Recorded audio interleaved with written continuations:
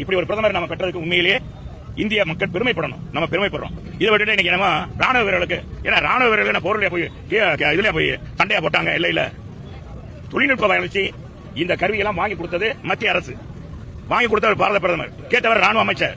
இவர் யாருன்னு தெரியலைங்களா? தர்மகோல் மினிஸ்டர். அதான் தண்ணியில் தர்மகோல் விட்டாரு, தண்ணியெல்லாம் ஆவியாகி போகக்கூடாதுன்னு. அந்த மினிஸ்டர் தான் இவர்.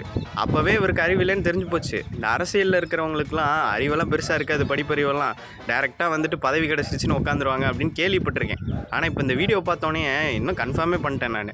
இராணுவ வீரர்கள் என்ன பண்ணிட்டாங்க அப்படின்னு கேட்குறாரு. ஆனால் ஒரு நாள் பார்டரில் போய் நின்று பாருங்கள், 24/7 சுற்றி கண்காணிச்சுக்கிட்டு அந்த பனியிலையும் கன்னை பிடிச்சிட்டு பகலாக நின்று பாருங்கள். அப்போ தெரியும் இராணுவ வீரர்கள் என்ன பண்ணிட்டாங்களாம்.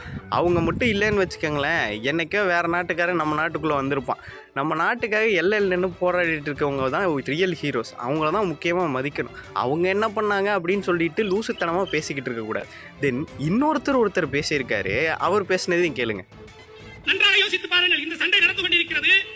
ஒட்டுமொத்தமாக முன்னாள் ராணுவர்கள், மாணவர்கள், பொதுமக்கள் அனைவரையும் இணைத்து ஒரு 5 கிலோமீட்டர் தூரத்துக்கு ஒரு பேரணியை நடத்துகிறார். பேரணி முடிவதற்கு முன்பாகவே போர் நிறுத்தம் அறிவித்து விட்டார்கள். புரிந்து கொள்ளுங்கள், தளபதியுடைய சாதனையில் இதுவும் ஒன்று. இங்கே வந்துட்டு இப்போ நம்ம முதலமைச்சர் அந்த மக்களை கூட்டிட்டு நடந்து போனதில் தான் போரை நிறுத்திட்டாங்க. போய் படிங்கடா டே.